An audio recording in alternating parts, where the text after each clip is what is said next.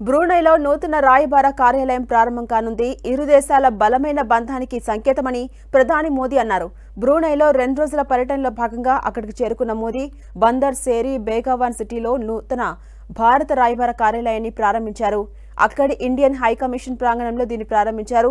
ఇరు దేశాల దౌత్య సంబంధానికి సజీవ సేతువులుగా భారత రాయబార కార్యాలయం నిలుస్తోంది అన్నారు మోదీ.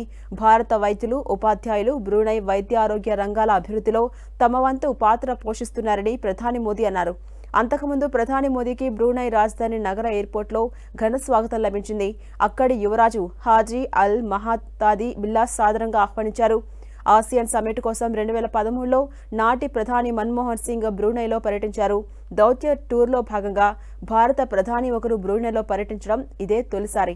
ఇక ఇవాళ బ్రూనై సుల్తాన్ హాసనల్ బోల్కియాతో మోదీ ద్వైపాక్షిక చర్చలు జరపబోతున్నారు. చర్చల అనంతరం మోదీ ఇక్కడి నుంచి నేరుగా సింగపూర్కి వెళ్లబోతున్నారు.